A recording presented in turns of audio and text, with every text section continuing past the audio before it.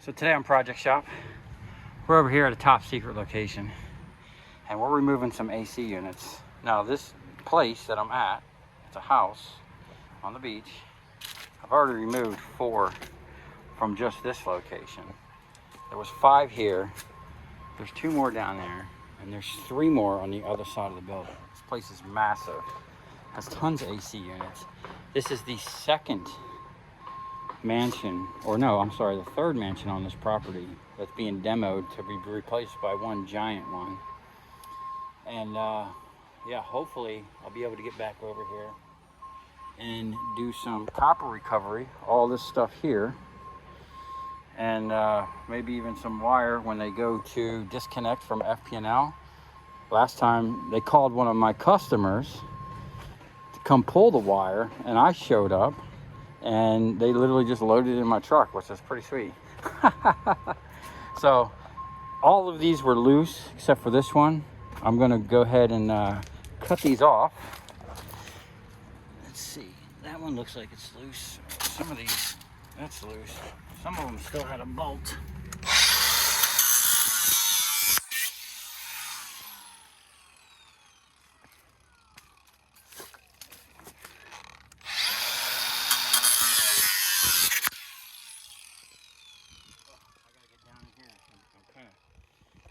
Too fat. Maybe easier if I get it from this side. Okay.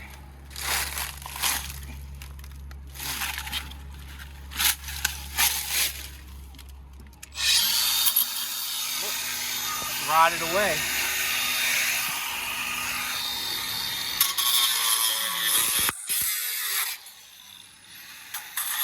Oh, okay. That was loose. So this thing was really only held on by a couple. I'll see if it's going to be okay to pull some of this copper. Last time we went up and we pulled like miles of this stuff out of the building. It was great. It was a good time. There's actually some footage of it, but I had to be kind of discreet about it. So I'm gonna get this out of here and then we'll see what we got on the trailer. All right. We're also getting some high-end aluminum gates. I could probably get the code for this, but I'm thinking this is perfect for the back of my shop where I wanted to put the cage. These are already built, and being that they're mine, I can take them with me if I leave. They already got hinges on them, so literally everything I need. I just need to figure a way of mounting them. So, you know, it's always a bonus. I always look at a way of repurposing this stuff. I come across stuff that, you know, like I've been wanting a cage, and the rest of this, which I already have on the truck, I'll show you in a minute, I might be able to use for my front door, lay them down horizontal and have, you know, I can open my bay door and work at night and not worry about people coming in my shop.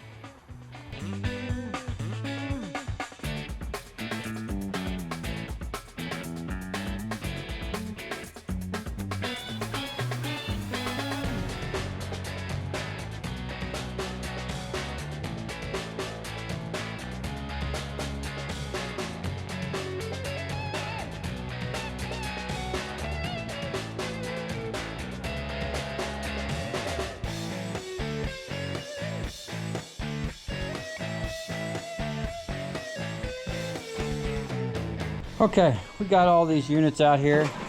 We got Oliver over here with the right size gloves. We're having him take off all the tops real quick. I was trying to do a video, but man, I'm having an issue with my iPhone now overheating and shutting off in the middle of a video. I guess the South Florida sun is getting brutal. So we're gonna pull these fans. I'm gonna look at the manufacturer on them, see if they're all the same. We'll pop one open real quick, see if it's aluminum or not, and then you know, send them off to the scrap yard, or we'll break them all the way down and pull the copper out. We're definitely gonna cut these big boys open and you know, pull the copper off. I'm gonna use my plasma cutter to cut them open. So I'm gonna have Oliver remove all the cages on this stuff and fold them up, and then probably stack all that steel somewhere on a pallet. Man, hey, set them over there for now, like lean them up against them cages. That way they're out of the way. Shit, I should have pulled that pallet out. Anyway, we're gonna get a nice chunk of coils out of these. These are some big units.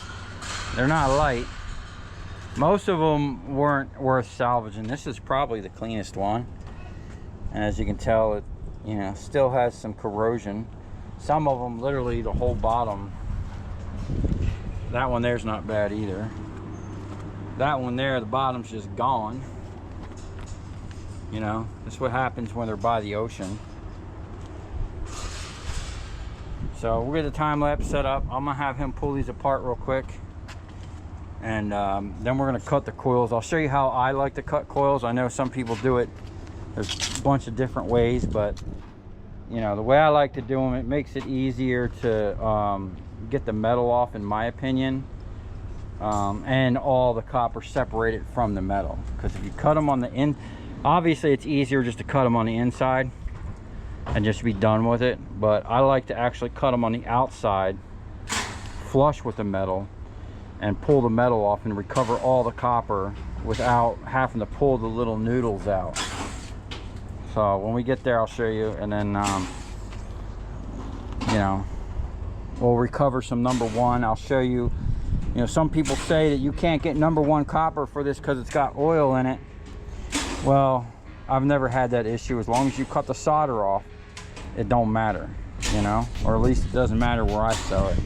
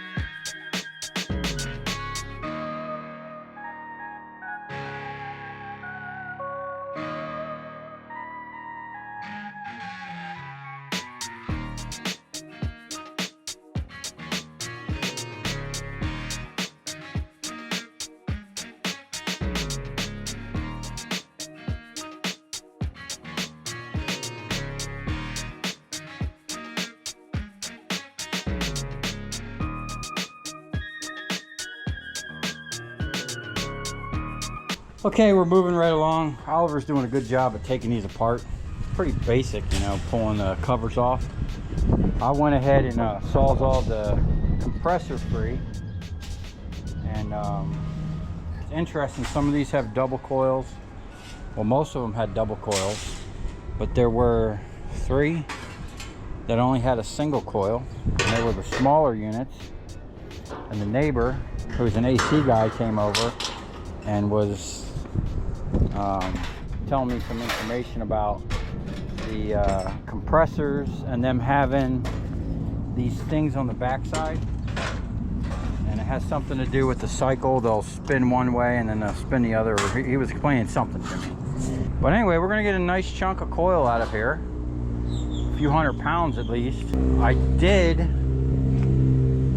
on this one, I took the Sawzall and I ran down the coil, and this is why I don't like using a Sawzall, because it shook the crap out of this coil and literally shook all this stuff off of it, you know, and exposed the little copper noodles down there.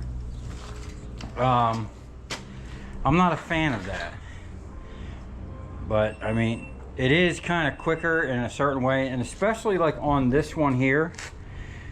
To me, it's always a pain in the butt with this side, especially if you're going to recover these as #1, because there's no solder on this side.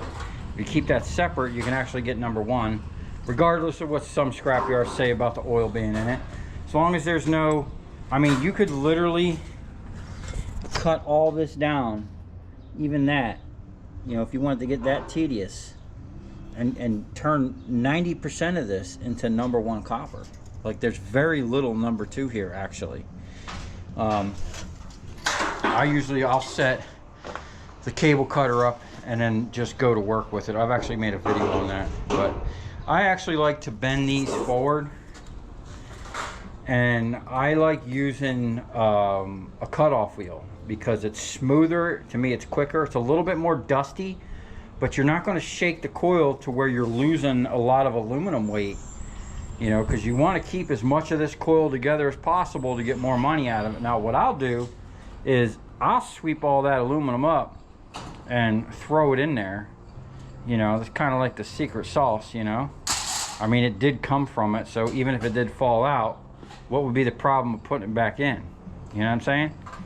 I don't see a problem with it, and I've never had an issue doing that. So what we're going to do now is pull these off the bottoms and get them liberated, get the copper separated. We'll probably go put that on the table in the back and get that ready for more further processing. The stators I'm going to set aside. I don't know if I'll get to them tonight. I'll probably make a whole nother video on them. I'm going to use the plasma cutter, cut them open, see what's inside. Same thing with these. We'll separate the fans and open one of those up. Pretty much most of these were the same, so I'm sure that we can just look at the manufacturer and the part number and determine whether or not we're going to go forward with processing them or not. And then we should have a big old chunk of AC coils and a little bit of number 1, and then we'll have some number 2 copper. I do have some transformers in here somewhere back there that we can process. I got some extruded aluminum. These were actually, this was interesting. So these were actually like LED lights. Check this out. So it's actually like an LED. Well, they're supposed to be an LED. You're supposed to like feed the strip down in there. And then, you know, there was this white thing. But that's extruded aluminum. Now some places would consider that cast aluminum, and if that's so, then they're ripping people off. But I know for a fact that's extruded, and that's exactly what we're going to sell it as. So we're going to finish knocking these off and liberate this stuff real quick. Get these coils separated. We'll get these fans separated, whether we're going to sell them as electric motors or not.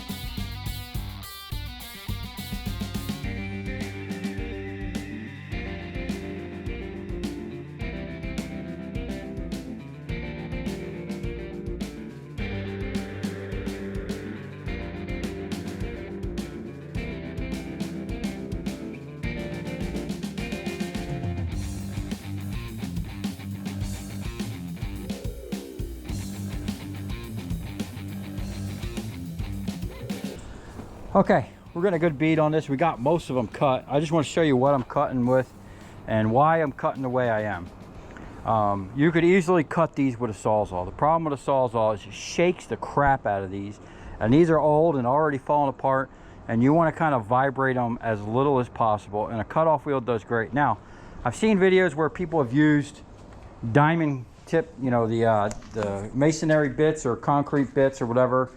I don't have any of them here. What I do have is some aluminum oxide bits. And I just want to show you, you know how we're all about safety around here. So I want to show you a safe way of getting a little bit more penetration out of your 4-inch grinder. So if you notice, the 4-inch grinder has that huge cutout to lock down there so you're centered, right? Now, 7-inch grinder has a different setup and it doesn't fit on there, okay? So here's a little trick that you shouldn't do, because you know we're all about safety. I wouldn't want to show you something that's safe.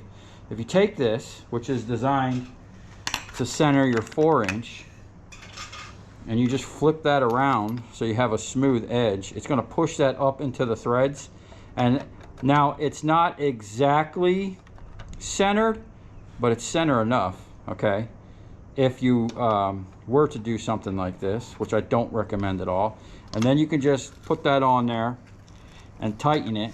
And then you can use a bunch of what I would consider old 7-inch blades that weren't any good for the 7-inch grinder no more. But now you can repurpose them for your 4-inch grinder. Now I'm going to put some gloves on here. And I'm going to show you. Now this does create a lot of dust and grinding shavings, so you definitely want to be geared up. I'm using these nice fine gloves that were sent to me.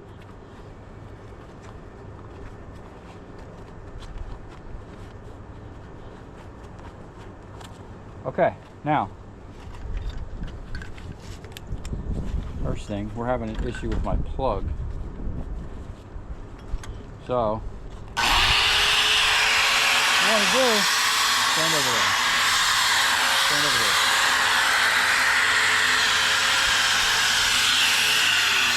So I like to run this, I like to cut these on the outside because I don't want to have to come back and try to get all these noodles out after I've removed it. So I'm going to cut this and I'm going to try to keep that blade as flush. I'm going to keep it on an angle like this. Okay? Just step to the side over here a little bit so you don't get blasted. There you go.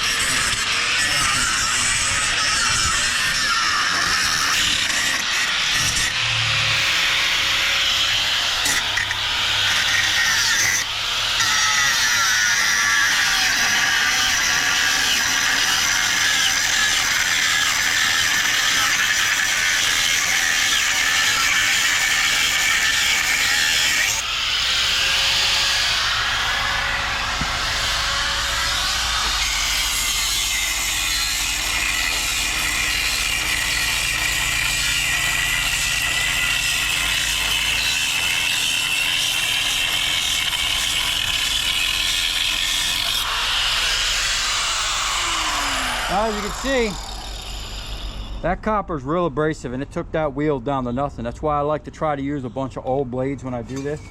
Where's them pliers? And then what I like to do is I like to use the pliers, or you can use a hammer if it comes right off. You know, tap that. But the pliers, I use them like this, and it creates kind of like a pry bar effect, and it just pulls them right off.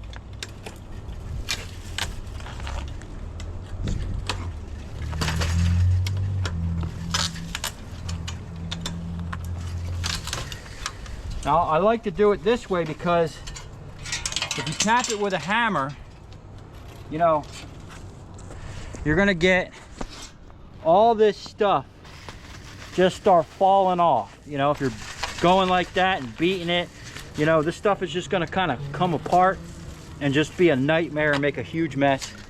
And you want to keep these things intact as much as possible. I mean, if you gotta hit it with a hammer, then go ahead, but or you could just cut the back side of these and then worry about the noodles later. I don't like fighting the noodles on the other side. You know, this here is, to me, the fastest and easiest way.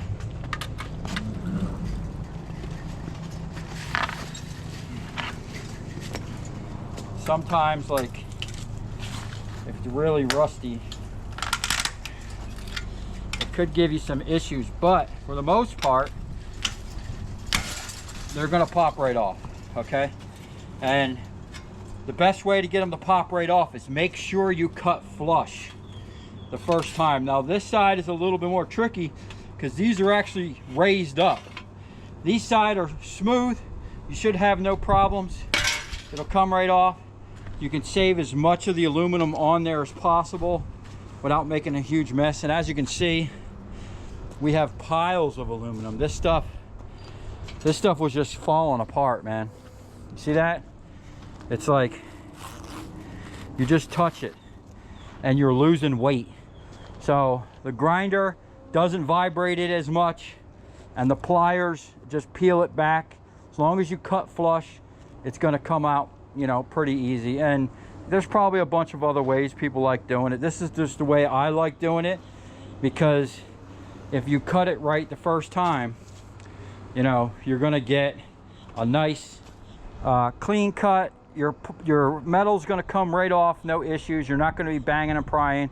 If you cut it and there's big nipples sticking out, you're going to be fighting it. So what I would like to do is I'm going to find like a 7-inch or a 4-inch. I like the bigger blades, 7-inch, because you got to get down in here. You need some penetration, you know, for that big lip. And I'm going to try the mason bits, or the diamond, you know, the diamonds, and see how that works, and, you know, compare it to the aluminum oxide. I think Thumbprint did a good video on that, and the aluminum oxide one lasted a lot longer than those, because that literally, just that one tore that blade up. And I think I was getting 1 or 2, you know, with a decent sized 7-inch blade. So we just have this one, and half of that one left. And we're gonna clean all this up. That'll probably be it after that. And then I'll work on those. And then the AC compressors, I'm gonna break out the plasma cutter and see what we can get out of those. Okay, we pretty much got this all broke down and cleaned up. I'm gonna have to come out here with the hose and hose all this dust down. But we got a big pile. I mean, this is up to my chest of AC coils. I didn't weigh them.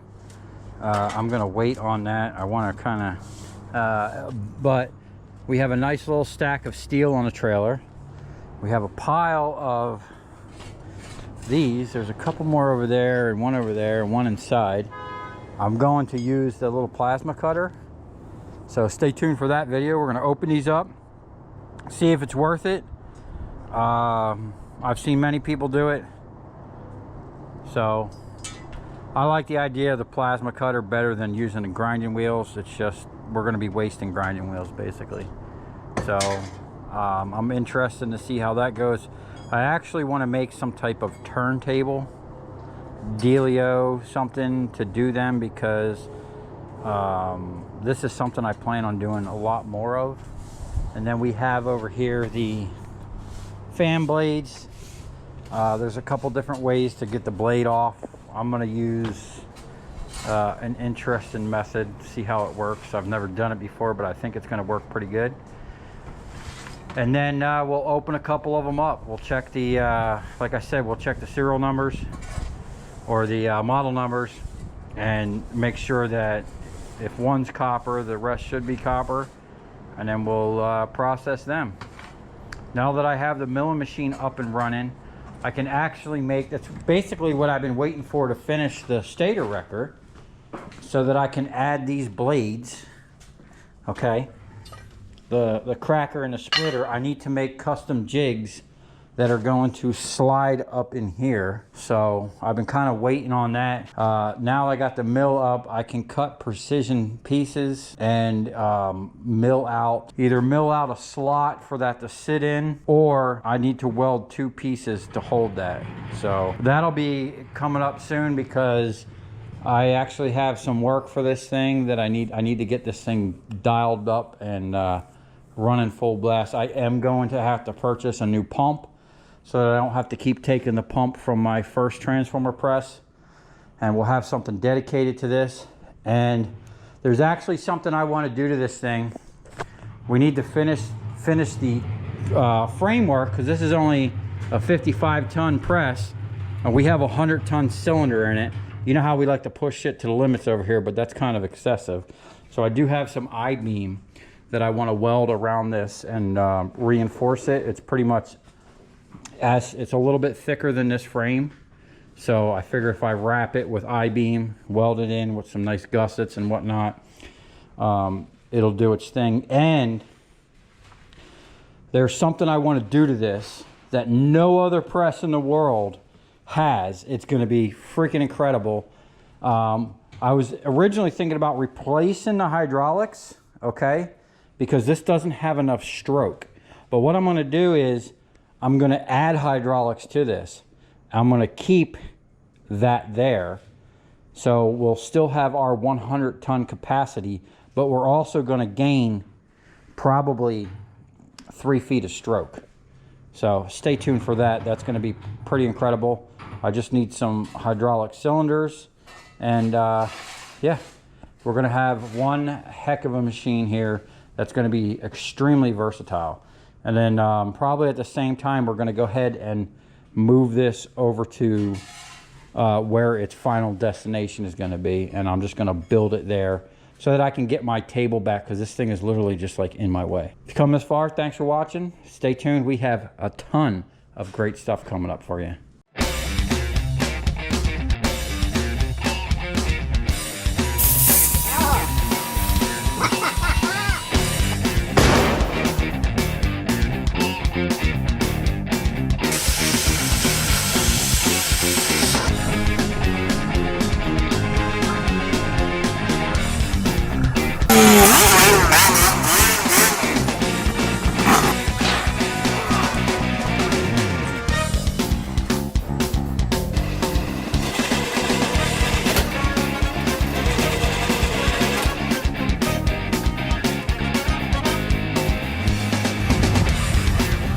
I'll tell you where we're going, right to the scrap yard.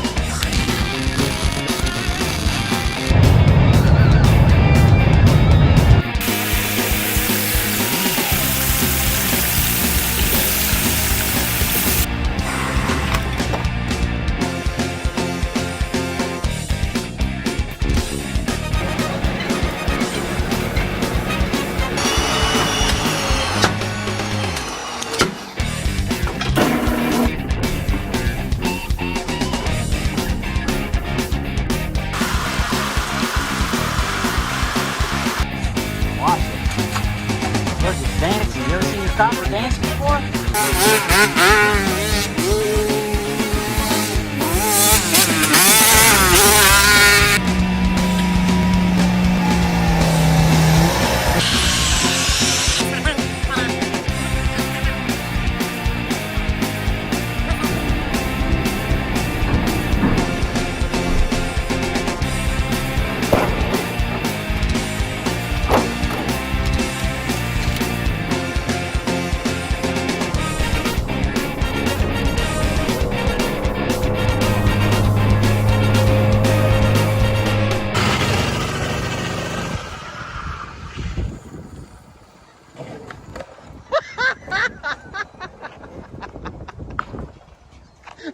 Stuff I wanted to strip in that spaghetti. I think what I'm going to do is I might try to strip some of this small stuff. Like, look at this machine, has this little tiny hole. Like I've never fed any wire through it. I kind of want to just see. It has these super tiny little mini blades up there.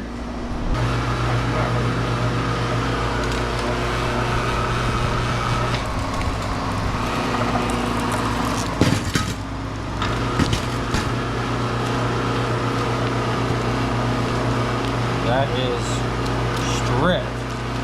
2 at once. If your circuit breaker doesn't pop,